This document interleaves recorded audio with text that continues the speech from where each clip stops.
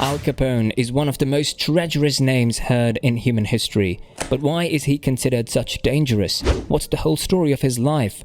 This is something that you must know about. Hola people, today we're back again here on Prisons Revealed with an interesting video. Which was the prison that housed Al Capone? Let's find out. Stick with the video and watch until the end to know everything about it. Al Capone reigned over a criminal empire in Chicago during the Roaring Twenties, which included gambling, prostitution, bootlegging, bribery, narcotics trafficking, robbery, protection rackets, and murder. During this time, the Windy City was known as the Windy City, and it appeared like law enforcement couldn't touch him.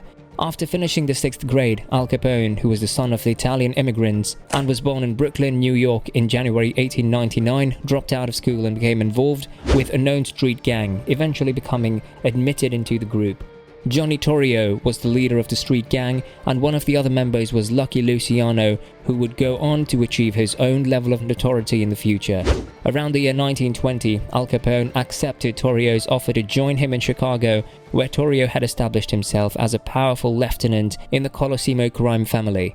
The illegal brewing, distilling and distribution of beer and liquor were considered growth industries after the Prohibition Amendment was passed into law, since these rackets were born as a direct result of the passage of the amendment. Torrio's plans, which Al Capone helped him carry out, was to make the most of all available possibilities.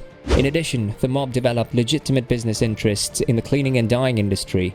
It worked to cultivate influence with public officials, labor unions, and employee associations that were receptive to their plan. Torrio quickly took complete control of the gang when Big Jim Colosimo was brutally put to death, and Capone acquired experience and skill as his powerful right arm during this time. In 1925, when Torrio, who had been gravely wounded in an assassination attempt, resigned authority and retreated to Brooklyn, Al Capone was elevated to the position of boss. In the vicious gang wars that characterized the era, Al Capone had developed a frightening reputation for himself. He fought hard to obtain and keep racketeering rights to numerous different neighborhoods in Chicago. This notoriety increased when other gangs in the suburb of Cicero were wiped off or rendered irrelevant, and the area effectively became a domain of the Capone mob. The St. Valentine's Day Massacre took place on February 14, 1929, and is considered by some as the bloodiest incident of the Chicago gang era. In this incident, 7 members or associates of the Bugs Moran mob were killed by rivals posing as police when they machine-gunned them against the garage wall. The massacre was often blamed on Al Capone and his gang, despite the fact that Al himself was in Florida at the time. The investigative jurisdiction of the Federal Bureau of Investigation was much more restricted in the 1920s and early 1930s than it is now. Because of this, the Bureau's investigation power did not extend to cover the gang wars and depredations that occurred during this time period. Capone was found guilty following a trial on October 18, 1931, and on November 24, 1931, he was sentenced to 11 years in a federal prison, fined $50,000, and charged $7,692 for court expenses. In addition, he was ordered to pay $215,000 in delinquent taxes, along with the interest that was due on those taxes. The penalty for contempt of court had to be served consecutively and was a period of 6 months. Al Capone was granted his freedom on November 16, 1939, after having spent a total of 7 years, 6 months, and 15 days in prison, and having paid all of his penalties and back taxes. His condition had significantly worsened during his imprisonment as a result of the paresis that syphilis had caused in him.